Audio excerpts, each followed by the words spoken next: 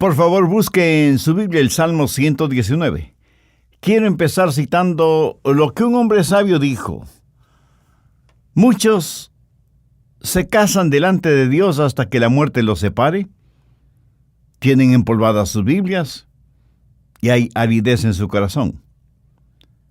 Amigo, si usted no conoce, ama, entiende, practica y obedece la palabra de Dios, lo digo sin titubeos, ni dudas, ni apologías, usted no es un creyente victorioso. Por eso vamos a estudiar cómo hacer que su Biblia tenga vida, cómo hacer que arda en llamas en sus manos. Se dice que el conocimiento es poder, ya sea en los negocios, los deportes o la religión. Ahora, si usted tiene poder en las cosas buenas, hará cosas buenas. Si su conocimiento es en las cosas malas, usted será una persona malvada que tiene poder. Y lo que necesitamos más que nunca en nuestros días es tener conocimiento de la palabra de Dios. Lo que la gente necesita hoy es la verdad. Al respecto, alguien oró de la siguiente manera: Señor, líbrame de la cobardía que no se atreve a enfrentar la verdad. Líbrame de la ociosidad que se contenta con las medias verdades, y líbrame de la arrogancia de creer que tengo toda la verdad. Amén. Excelente oración. Es mi esperanza que usted no sea un cobarde al enfrentar la verdad, ni sea tan ocioso que se conforma aceptando medias verdades, ni sea arrogante pensando que no necesita ninguna verdad. Recuerde que es el conocimiento de la verdad lo que le transforma. En alguna parte leí, no somos lo que pensamos que somos, más bien lo que pensamos, eso somos. ¿Lo entendió? Permítame repetirlo. No somos lo que pensamos que somos, más bien lo que pensamos, eso somos. Ahora le invito a buscar Proverbios 23:7. La primera parte de este versículo dice, porque cuál es su pensamiento en su corazón, tal es él. Si eso es verdad, si el conocimiento es poder, necesitamos el conocimiento de la palabra de Dios para tener poder espiritual. Necesitamos ser moldeados, motivados y dirigidos por la palabra de Dios. Y sin embargo, para muchos seres humanos, aun para muchos creyentes que me escuchan, la Biblia permanece como un libro cerrado, incomprensible, misterioso. Y aunque muchos dicen que leen la Biblia, en realidad no la entienden. No hay atajos, no hay una forma fácil, cómoda o mágica para entender la Biblia. Es difícil, lo admito, pero no imposible. De hecho, es satisfactorio y desafiante el saber cómo entender la palabra de Dios. El Salmo 119 es el más extenso en toda la Biblia y es en verdad un acróstico que utiliza el alfabeto hebreo. Este salmo está dividido en 22 secciones o estrofas y cada una de estas secciones empieza con una letra del alfabeto hebreo. Y hay un orden lógico en este salmo, en el cual el salmista hace declaraciones acerca de la palabra de Dios para ayudarnos a entenderla. Quiero compartir con usted 3 cosas que si las practica honesta y diligentemente, le aseguro que la palabra de Dios inflamará su corazón, iluminará su mente y transformará su vida. Primero, usted debe apreciar las virtudes de la palabra de Dios. Si no lo hace así, no tendrá ningún deseo de conocerla o de aprenderla. Muchas personas no entienden el gran valor y virtud de la palabra de Dios. ¿Por qué debemos apreciarla? Primero, porque es eterna. Veamos, por ejemplo, el verso 89 que dice, para siempre, oh Jehová, permanece tu palabra en los cielos. Mi amigo, la Biblia no es el libro del mes, ni el libro del año. La Biblia es el libro de todos los tiempos, de todas las edades. Es el libro que no cambia, y no puede cambiar porque es la palabra de Dios. Veamos el verso 152. Hace mucho que he entendido tus testimonios, que para siempre los has establecido.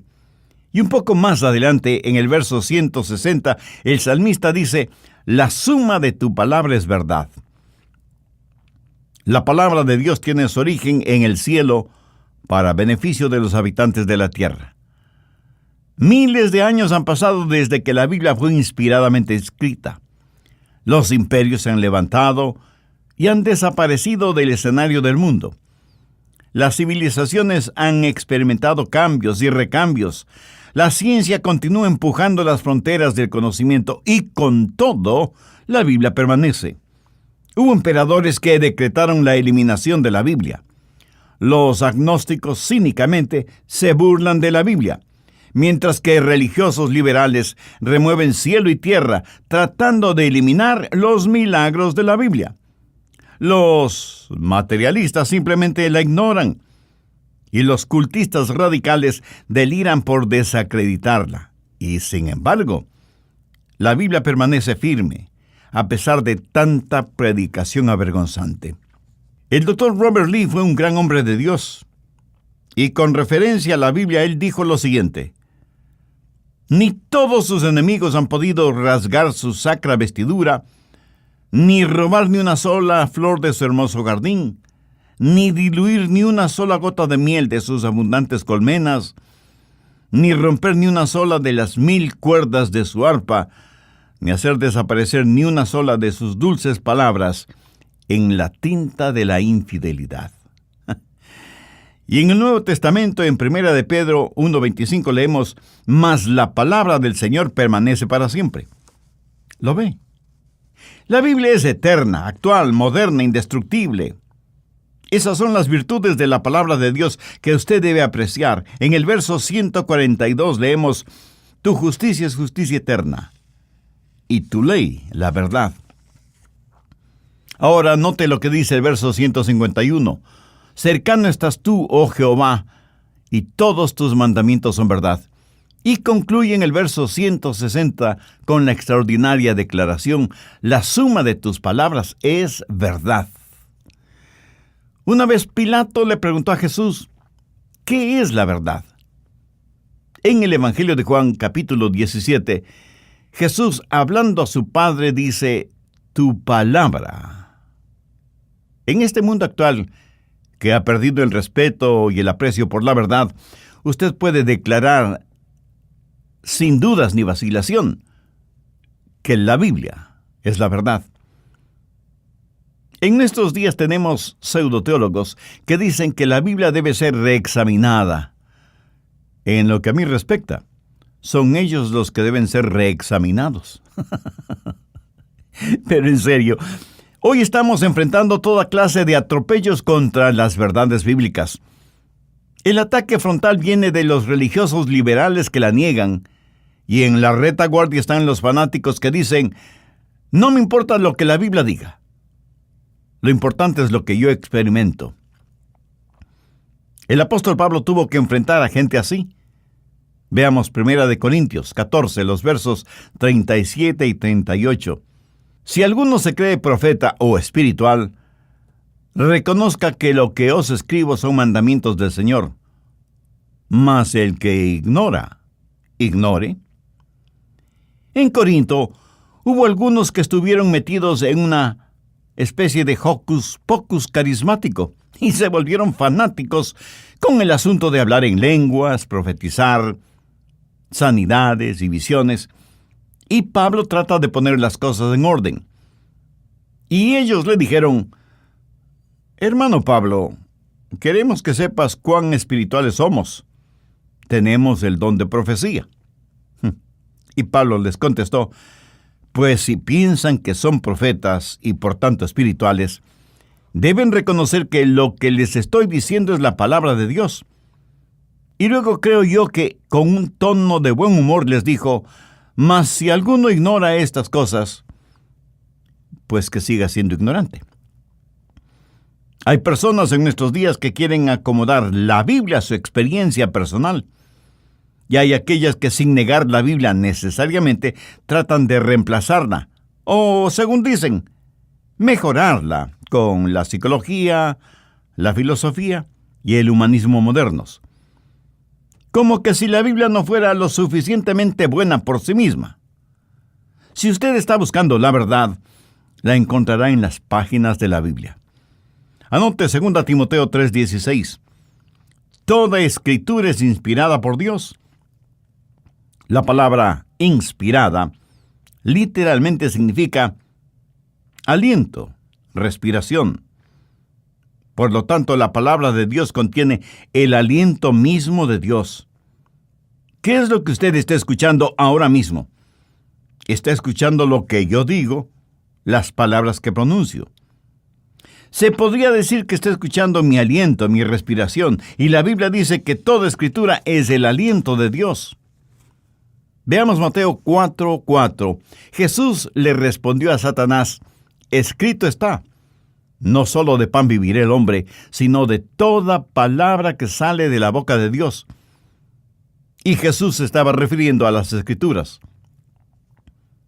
No es que Dios sopló sobre un libro que alguien escribió, sino que Dios mismo es el autor de las Escrituras, pero utilizó seres humanos como amanuenses o escribas, Isaías, Jeremías, los 4 evangelistas, Pedro, Pablo, en fin. Todos ellos fueron la voz de Dios y escribieron lo que Dios les dijo que escribieran. Anote al margen 2 de Pedro 1:21, porque nunca la profecía fue traída por voluntad humana, sino que los santos hombres de Dios hablaron siendo inspirados por el Espíritu Santo. Por lo tanto, la Biblia es la verdad, porque el Dios de la verdad no puede decir mentiras. En el Antiguo Testamento hay más de 3,800 frases como la palabra del Señor, o la palabra de Dios, o así dice el Señor. Si la Biblia no fuera la palabra de Dios, sería el más grande montón de mentiras sobre la faz de la tierra. La Biblia es pues un libro eterno que contiene la verdad, por lo tanto, debe ser un libro atesorado, pero no guardado como si fuera una reliquia. Busque el Salmo 119:72. Mejor me es la ley de tu boca que millares de oro y plata. Me pregunto si eso es verdad para usted. Pero permítame decirle lo que es cierto en mi caso. Si frente a mí pusieran todos los tesoros del mundo en un lado, y en el otro lado pusieran la palabra de Dios y me dijeran: Adrián, puedes tener solo una de las dos cosas, pero no ambas. Tampoco puedes tener un poquito de aquí y otro poquito de acá. ¿Sabe? Yo no tendría que pensarlo ni un solo segundo. Escogería la palabra de Dios. Salmo 119:103 dice: cuán dulces son a mi paladar tus palabras, más que miel a mi boca. Y en el versículo 127 nos dice: por eso he amado tus mandamientos más que el oro, y más que el oro puro. La Biblia es un libro que debe ser atesorado. Los santos y los héroes tuvieron como almohada la palabra de Dios cuando tuvieron que caminar por las congeladas aguas del río de la muerte. Y los mártires que murieron por su testimonio por Jesucristo sostuvieron la bendita palabra de Dios contra sus pechos mientras ardientes llamas reducían a ceniza sus cuerpos. La iglesia primitiva amó profundamente la palabra de Dios. Nunca se puso en duda su contenido y muy pocos argumentaban sobre la misma. La palabra de Dios fue predicada, proclamada, diseminada como blanca y ardiente lava. Ellos la amaron, la vivieron, la practicaron, confiaron en ella y la obedecieron. ¿Sabe por qué la Biblia debe ser atesorada? La respuesta es algo que seguramente usted ya conoce o ha escuchado. Cristo me ama a mí, pues su palabra dice así. Eso es. Jesús le ama a usted. Jesús me ama a mí. Y esto no lo digo yo porque sea muy inteligente, sino porque la Biblia lo dice. Usted nunca tendrá una victoria espiritual como creyente si es que usted no tiene amor por la palabra de Dios. Porque la palabra de Dios es como un tesoro. Suponga que sabe que hay un tesoro enterrado en el jardín de su casa.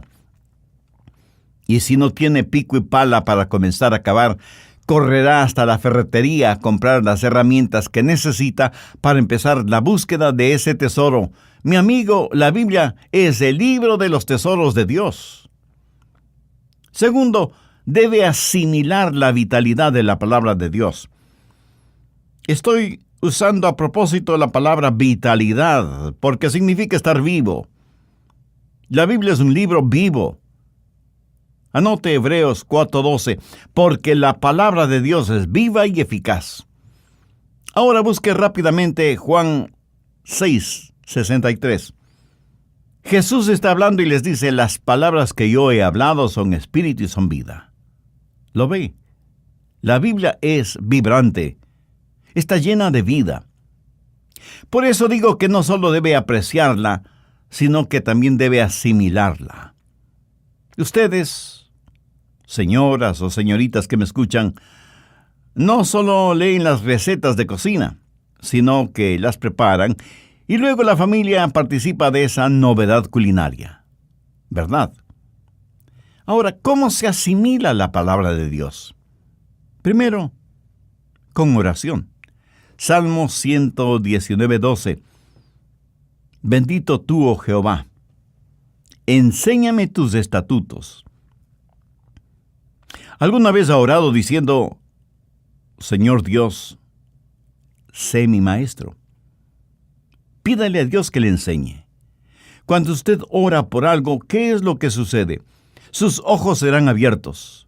Salmo 119:18. Abre mis ojos y miraré las maravillas de tu ley. Dios abrirá sus ojos espirituales. Usted tiene escamas sobre sus ojos y hasta que Dios quite esas escamas y usted pueda leer su palabra. Físicamente usted puede tener visión 20/20. Pero espiritualmente Dios tiene que abrir sus ojos para que pueda mirar las estupendas cosas de su ley. En el capítulo 24 de Lucas se relata que Jesús, después de su resurrección, estuvo caminando con 2 discípulos en el camino de Emaús y hablaba con ellos acerca del Antiguo Testamento, la ley, los profetas. Ahora, ponga atención a lo que dice Lucas 24:45. Entonces les abrió el entendimiento para que comprendiesen las Escrituras. ¿No le gustaría que Dios haga lo mismo con usted? Entonces, ore y sus ojos serán abiertos. En segundo lugar, su corazón será animado. Mire el verso 36. Inclina mi corazón a tus testimonios y no a la avaricia. Si usted no tiene deseo por la palabra de Dios, ¿por qué no pedirle, oh Dios, inclina, mueve y anima mi corazón? Abre mis ojos, Señor. Mi amigo, sus ojos serán abiertos espiritualmente, su corazón será animado y su mente será iluminada. Veamos el verso 73. Tus manos me hicieron y me formaron.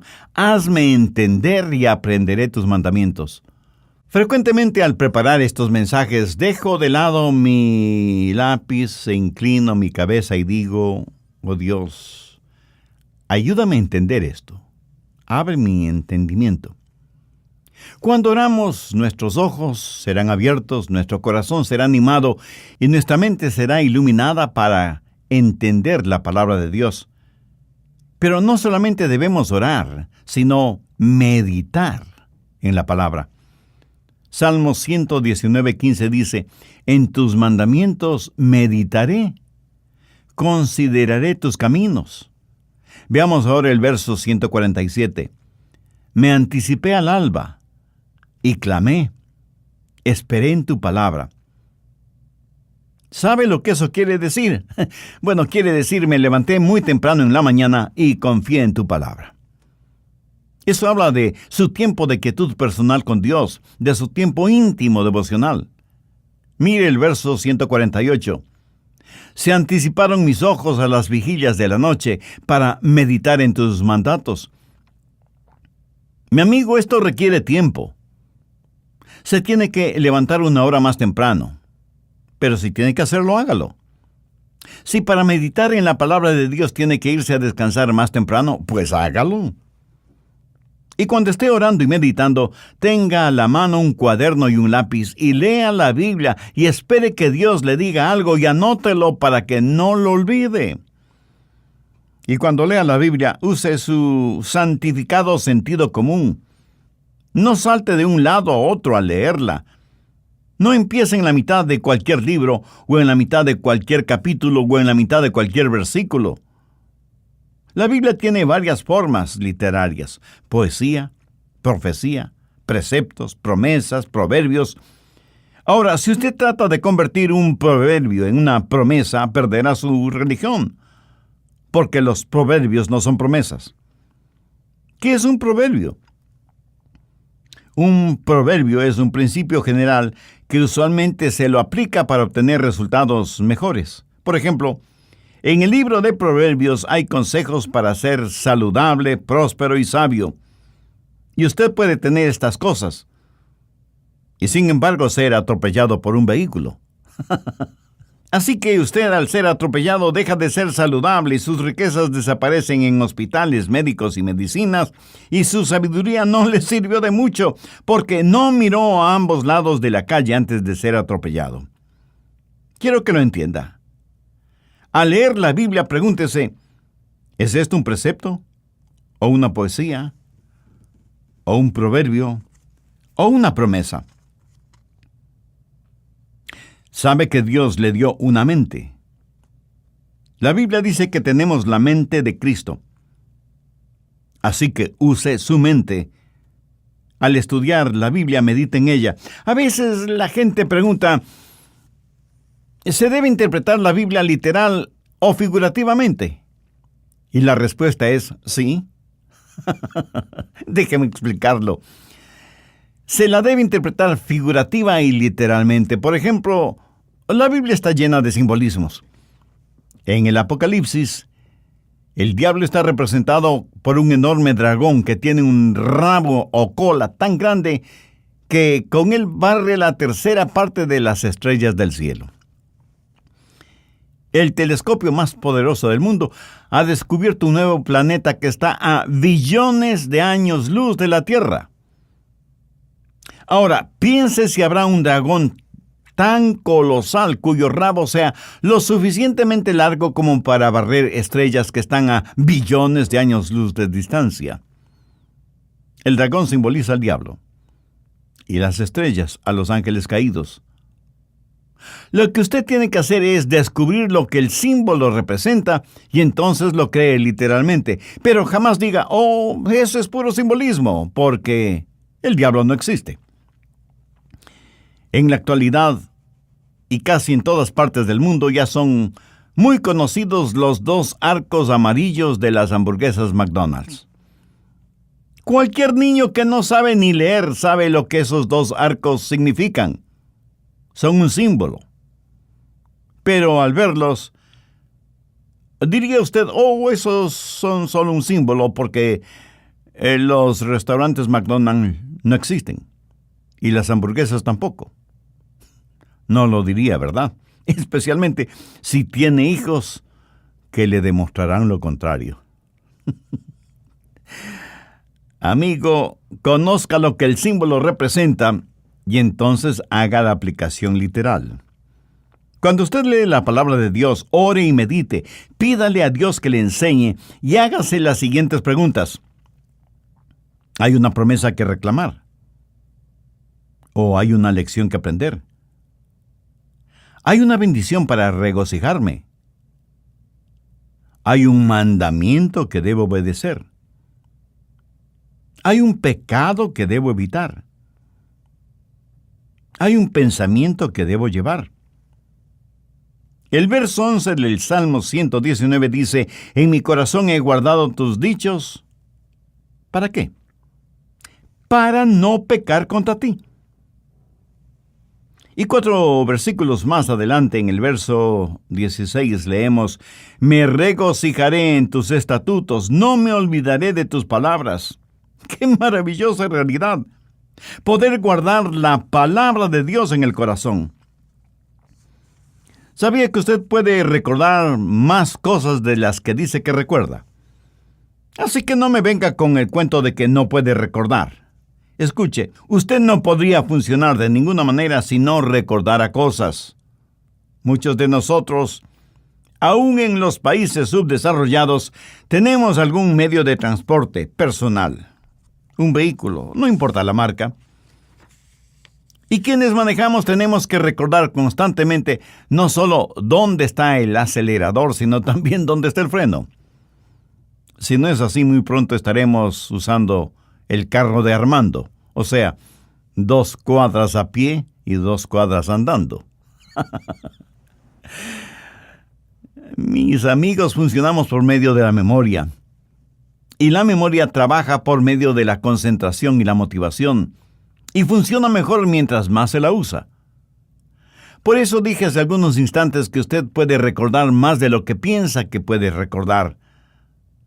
Solo haga trabajar su memoria de manera especial para guardar, para retener, para atesorar la palabra de Dios. ¿Sabe? Nuestra mente es algo maravilloso.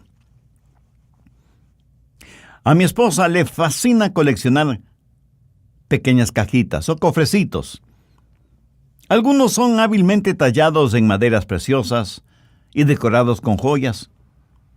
Y cuando uno ve una de estas obras de arte, simplemente dice, ¡qué cofrecito tan hermoso! La mayoría de las mujeres usa este tipo de cofre para guardar joyas. Claro que muchas veces el cofre vale más que las joyas que guarda. Pero algunas veces, si usted mira dentro de esos cofrecitos, no los encuentra con joyas, sino con palillos para dientes, botones viejos, imperdibles torcidos, una peinilla rota y hasta un caramelo de menta de quién sabe qué siglo. ¡Qué lástima! Tan hermoso y valioso cofre, lleno prácticamente de basura. ¿Sabe? Nuestra mente es como ese cofre, y a veces la llenamos solo con basura. ¡Qué cosa tan extraordinaria que Dios nos regaló cuando nos dio la mente! Escuche, usted no puede meditar en la palabra de Dios a menos que use su mente. Su mente es como un jardín. ¿Ha notado con qué facilidad crecen las hierbas malas, aunque no las haya sembrado? ¿Y qué difícil es cultivar flores o vegetales? ¿Por qué? Porque cuando Adán pecó, su mente se volvió un jardín de hierbas malas. Y para que su mente pueda guardar la palabra de Dios, usted tiene que cultivar su mente, tiene que eliminar toda hierba mala de su jardín. Y por supuesto usted debe practicar la palabra de Dios. Veamos el Salmo 119, los primeros 5 versículos. Bienaventurados los perfectos de camino, los que andan en la ley de Jehová. Bienaventurados los que guardan sus testimonios y con todo el corazón le buscan, pues no hacen iniquidad los que andan en sus caminos. Tú encargaste que sean muy guardados tus mandamientos. Ojalá fuesen ordenados mis caminos para guardar tus estatutos. ¿Quiere aprender más de la palabra de Dios? Entonces obedezca la parte de la palabra de Dios que ya conoce.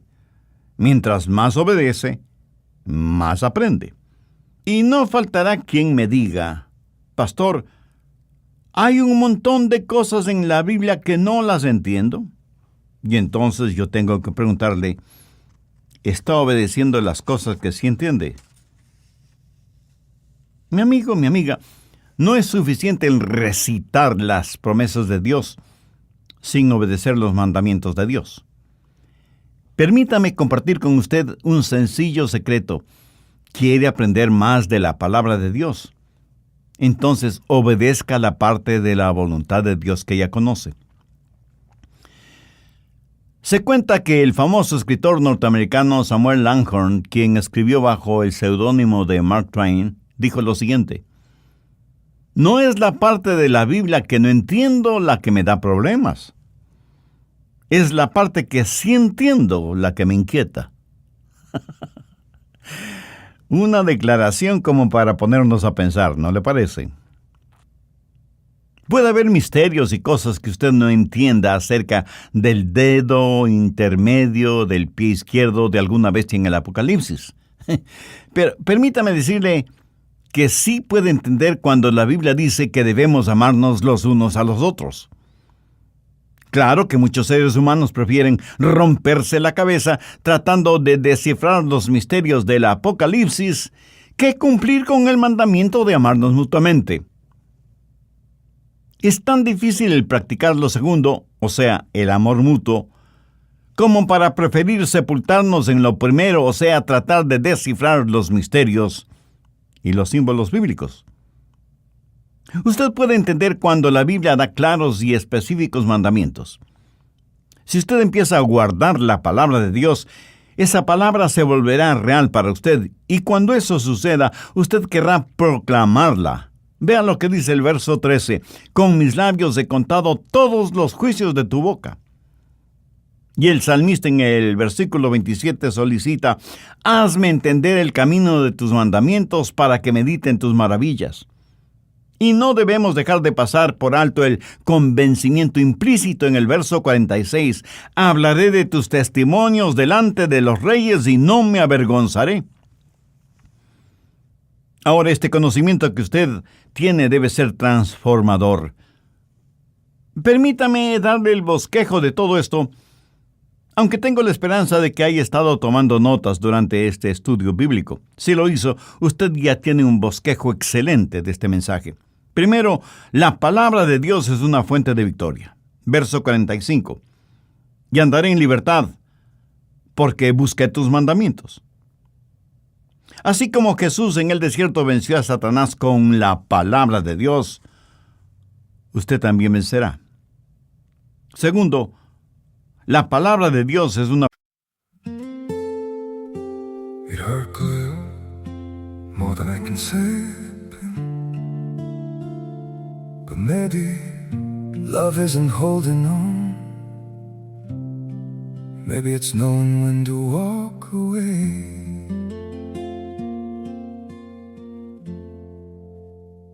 We try to hold what we're slipping through, like sand running from our hands. Every promise started losing shape. We couldn't be what we once planned. Your eyes would look right through mine, like you were already gone. We stayed too long in a fading light, trying to prove we still. It hurt good, more than I can say. But maybe love isn't holding on. Maybe it's knowing when to walk away.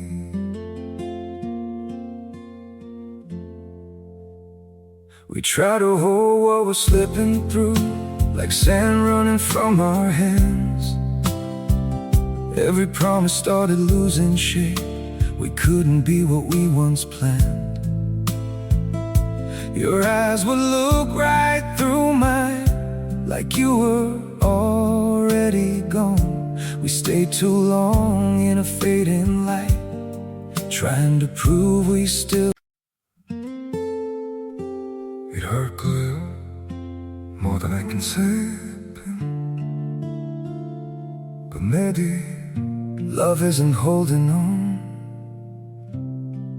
Maybe it's knowing when to walk away.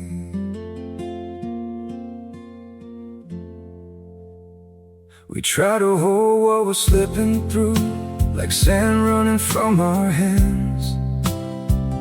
Every promise started losing shape. We couldn't be what we once planned.